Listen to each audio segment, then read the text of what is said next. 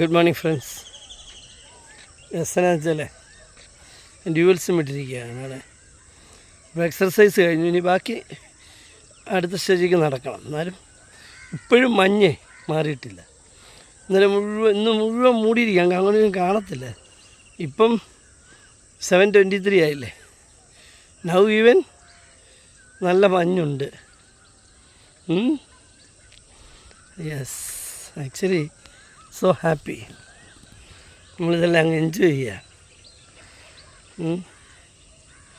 നമ്മുടെ ജീവിതത്തിൽ ഈ പ്രകൃതി നമുക്ക് തരുന്ന ഒരു എന്താ പറയുക സന്തോഷം. ഇതുകൊണ്ട് കോഴി കൂന്ന് കേട്ടോ, പക്ഷികൾ പാട്ട് പാടുന്ന കേട്ടോ. ഇത്രയും സുന്ദരമായ ഒരു പ്രദേശത്തൂടെ ഇങ്ങനെ അടിപൊളിയായിട്ട് നമ്മൾ മോർണിംഗ് വാക്ക് നടന്നു, എക്സസൈസ് ചെയ്യുന്നു, പാട്ട് പാടുന്നു, പ്രാർത്ഥിക്കുന്നു. എത്ര അടിപൊളിയല്ലേ. ഇതൊക്കെ നാട്ടിൽ ചെന്നാലും മനസ്സളവിന് കിട്ടും കേട്ടോ. ഞാനിപ്പോൾ അമേരിക്കയിൽ പോയപ്പോൾ ഞാൻ ഈ എക്സർസൈസൊക്കെ അവിടെ എന്നും ചെയ്തുകൊണ്ടിരിക്കുകയായിരുന്നു. അപ്പോൾ നമ്മൾ ചെയ്യുമ്പം അവർക്ക് അവിടുത്തുകാർക്ക് സായിപ്പന്മാർക്ക് അത് വലിയ വിഷയമൊന്നുമില്ല. അവർ വന്ന് നമ്മളൊപ്പം ചെയ്യും, നമുക്ക് പുതിയ പുതിയ ടെക്നിക്ക് പഠിപ്പിച്ച് തരികയും നമ്മുടെ ചില ടെക്നിക്കുകൾ അവർ പഠിക്കുകയും ചെയ്യും. അവർക്ക് അങ്ങനെ കോംപ്ലക്സ് ഒന്നുമില്ല.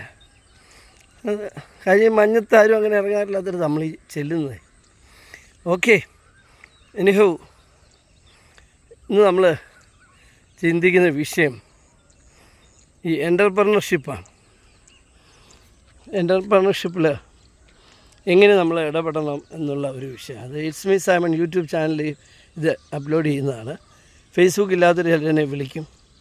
അപ്പം ഈ വീഡിയോകളിൽ പലതും ഞാൻ അത് നൈർമല്യമേറിയതാണെങ്കിൽ നമ്മളത് ഇറ്റ്സ് മീ സൈമൺ യൂട്യൂബ് ചാനലിൽ അപ്ലോഡ് ചെയ്യാറുണ്ട്. Okay, you can view that. Okay, അപ്പോൾ subscribe it and view it. Okay, അപ്പം എൻ്റർപ്രണർഷിപ്പ് എങ്ങനെയാണ്?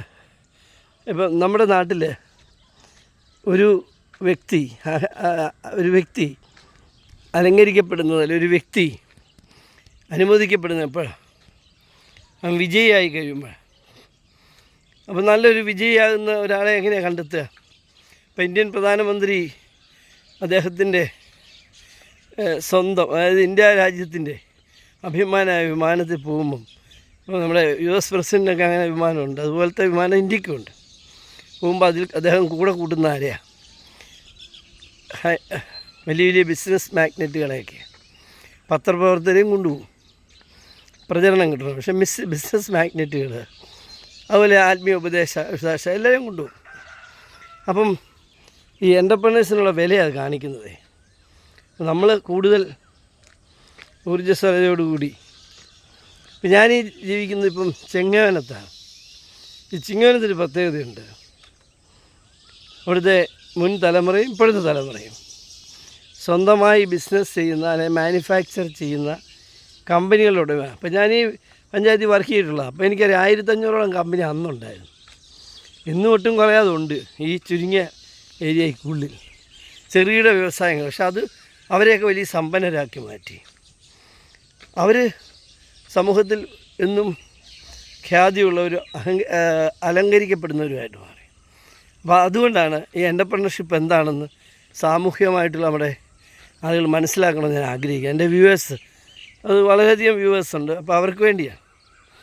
അതായത് നിങ്ങൾ പഠിച്ചൊരു ഡോക്ടറാകുമ്പം വലിയ കാര്യമാണ്, മിടുക്കനാണ്. നിങ്ങൾ പഠിച്ചൊരു എൻജിനീയർ ആകുമ്പം വലിയ കാര്യമാണ്, രാഷ്ട്രത്തിന് ഒത്തിരി ചെയ്യാം, നല്ല കാര്യം. പക്ഷേ നിങ്ങൾ മാത്രം ജീവിക്കുന്നു, നിങ്ങളുടെ കുടുംബം അല്ലെങ്കിൽ നിങ്ങളുടെ സിദ്ധി വൈശിഷ്ട്യം കൊണ്ട് നിങ്ങളെ അപ്രോച്ച് ചെയ്യുന്നവരും രക്ഷപ്പെടുകയോ അല്ലെങ്കിൽ അവർ പുതിയ പുതിയ കാര്യങ്ങൾ നേടിയെടുക്കുകയൊക്കെ ചെയ്യും. പക്ഷേ നിങ്ങളുടെ എൻ്റർപ്രണർ ആകുമ്പോൾ എന്താ ചെയ്യുന്നറിയോ? നിങ്ങളെ സഹായിക്കാൻ വേണ്ടി 10, 100, 1000 ആളുകളിലൂടെ വരികയാണ്. ഈ 1000 കുടുംബവും രക്ഷപ്പെടുകയാണ്, ഉയരുകയാണ്.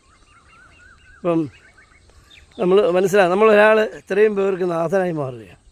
അപ്പം നിങ്ങളുടെ പ്രാർത്ഥനയോടൊപ്പം എത്രയാണ്? അത്രയും പേരുടെയും കുടുംബത്തിൻ്റെയും പ്രാർത്ഥനയും കൂടെ വരും ജീവിതത്തിൽ. അതായത് ഒരു എൻ്റർപ്രണർ എന്ന് പറഞ്ഞാൽ സമൂഹത്തിൽ ആദരിക്കപ്പെടുന്നു എന്നുള്ളതാണ്. അപ്പം ഒരു തൊഴിൽ സമ്പാദനം ശ്രമിക്കുമ്പോൾ അത് സ്വയം തൊഴിൽ കണ്ടെത്താനുള്ള മേന്മേറിയ ഒരു വൈശിഷ്ട്യം നിങ്ങൾ കാണിക്കണമെന്നാണ് എനിക്ക് പറയാനുള്ളത്. നമുക്ക് ഇപ്പോൾ നിങ്ങൾ നല്ലൊരു മെക്കാനിക് ആണെങ്കിൽ അതിനെപ്പറ്റി കുറച്ചുകൂടെ പഠിച്ചിട്ട് നിങ്ങൾ സ്വന്തമായൊരു വർക്ക്ഷോപ്പ് അല്ലെങ്കിൽ സ്ഥാപിക്കുക, അല്ലെങ്കിൽ ഒരു ഗ്രൂപ്പ് ഓഫ് വർക്ക്ഷോപ്പ് സ്ഥാപിക്കുക, എല്ലായിടത്തും സ്റ്റാഫിനെ വെക്കുക. നിങ്ങൾ എല്ലായിടത്തും ഓവറോൾ സൂപ്പർവിഷൻ ത്രൂ നമ്മളിപ്പോൾ നമുക്കറിയാം, നമുക്ക് ഇൻ്റർനെറ്റിലൂടെയോ അല്ലെങ്കിൽ നമ്മുടെ വാട്സപ്പിലൂടെയൊക്കെ നമുക്ക് എല്ലായിടത്തും എത്തിക്കാൻ പറ്റും. മനസ്സിലായോ? അപ്പം അങ്ങനെ നിങ്ങൾക്ക് അത് ചെയ്യാൻ പറ്റും. അതുപോലെ ഇൻഡസ്ട്രീസ് ആണെങ്കിലും വ്യാപാരമാണെങ്കിലും ഏത് കാര്യത്തിലാണെങ്കിലും അപ്പം ഒരു സമൂഹം നിങ്ങളെ ഡിപ്പെൻഡ് ചെയ്യുന്നു എന്നുള്ളതാണ് അതിൻ്റെ വിജയം. ഓക്കെ, നിങ്ങൾക്ക്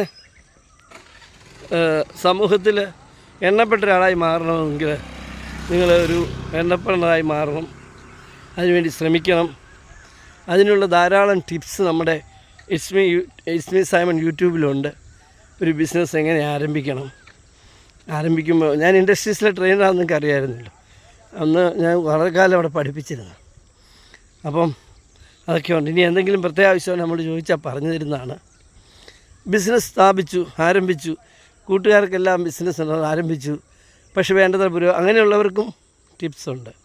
അതായത് ഒരു കാര്യം നമുക്ക് മനസ്സിലാക്കാം, സ്വയം പ്രയത്നിച്ച് സ്വയം വർക്ക് ചെയ്ത് മാത്രമേ നമുക്ക് വിജയിക്കാൻ പറ്റത്തുള്ളൂ.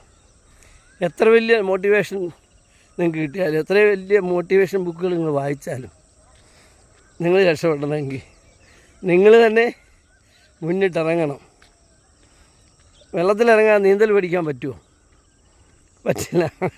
അങ്ങനെ ഓൺലൈനായിട്ട് അല്ലെങ്കിൽ തപാലിൽ നീന്തൽ പഠിച്ചവർ കാണുമോ എനിക്കറിയില്ല. ഡ്രൈവിങ് പഠിക്കാൻ അങ്ങനെ സിസ്റ്റം ഉണ്ടെന്ന് ഞാൻ കേട്ടിട്ടുണ്ട്. വണ്ടി ഓടിക്കാതെ തന്നെ മിടുമിടുക്കന്മാരായ ഡ്രൈവർമാർ, പിള്ളേർ സെറ്റ് ഉണ്ടായിട്ട് വന്നിട്ടുള്ള ഞാൻ പഠിച്ചിട്ടുണ്ട്, വായിച്ചിട്ടുണ്ട്. അപ്പോൾ അതുമൊക്കെ ഒരു കാലം സംഭവിച്ചേക്കാം. നമ്മുടെ ബോഡി മെറ്റബോളിസം പഠിച്ചിട്ട് നമ്മൾ വെള്ളത്തിൽ വീഴുമ്പോൾ എന്തെല്ലാം ഉണ്ടാകും, അതിന് നമ്മൾ എങ്ങനെ പ്രതിവചിക്കണം, നമ്മൾ സയൻറ്റിഫിക്കായിട്ട് പഠിച്ചാൽ വെള്ളത്തിലിറങ്ങാതെ നീന്തൽ പഠിച്ചേ പറ്റും.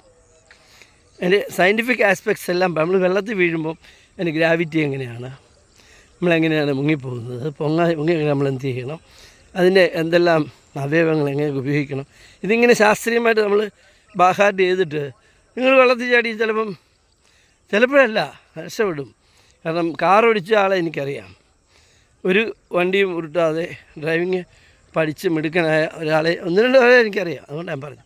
അപ്പോൾ അതുമൊക്കെ സാധിക്കും. അപ്പം നമ്മൾ പരിശ്രമിച്ചാൽ നടക്കാത്തവരൊന്നുമില്ല. അപ്പോൾ നമ്മുടെ ജീവിതത്തിൽ നമുക്ക് ഡോക്ടറാകാൻ ആഗ്രഹിക്കാം, ഡോക്ടർമാർ തന്നെ എൻ്റർപ്രണറായി മാറുന്നുണ്ട്.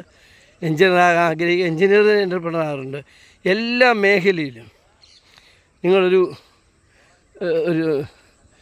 മത്സ്യവിൽപ്പനക്കാരനാണെങ്കിലും നിങ്ങൾക്ക് അതിൽ തന്നെ ഒത്തിരി നൂതനങ്ങളെ ആശയങ്ങൾ കൊണ്ടുവരാൻ പറ്റും.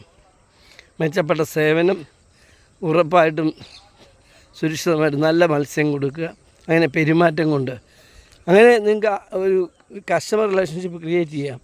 അത് നിങ്ങൾക്ക് ഒരാളെ ഏൽപ്പിച്ചിട്ട് അടുത്ത മേഖലയ്ക്ക് പോകാം. അങ്ങനെ 10 പേര് നിങ്ങൾക്ക് വേണ്ടി ജോലി ചെയ്യുന്ന സ്ഥിതിയിലേക്കൊക്കെ വരാം. അപ്പോൾ ഏതൊരു രംഗത്തും അങ്ങനെ ഒരു ഓട്ടോറിക്ഷ ഡ്രൈവറാണ്, നന്നായിട്ട് ഓടിച്ച് നല്ല പെരുമാറ്റം, നല്ല കസ്റ്റമർ ബേസ് ഉണ്ടെങ്കിൽ ഈ കസ്റ്റമർ ബേസ് നിലനിർത്തിക്കൊണ്ട് ആ വണ്ടി ഒരാളെ ഏൽപ്പിച്ചിട്ട് വേറൊരു വണ്ടി എടുത്ത് നമ്മൾ ഓടിക്കുക. അങ്ങനെ 10 വണ്ടിയാകുമ്പോഴോ നിങ്ങൾ 10 വണ്ടിയുടെ ഉടമയാകും, 10 വണ്ടിയുടെ ലീഡറാകും, മോട്ടിവേറ്ററാകും. ഈ 10 പേരുമായി സംസാരിച്ച് അവരുടെ ജീവിതവും രക്ഷപ്പെടും, നിങ്ങൾ സമ്പന്നനും. അങ്ങനെ ഓരോ മേഖലയിലും നമുക്ക് ഓരോന്നും ചെയ്യാൻ പറ്റും.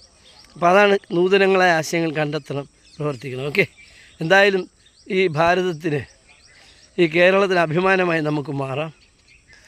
നമ്മൾ നാളെയുടെ വാഗ്ദാനങ്ങളെ വാർത്തെടുക്കുന്ന നല്ല പില്ലർ സ്റ്റോണുകളായിട്ട് മാറാം. Okay, all the best. Praise God. Thank you.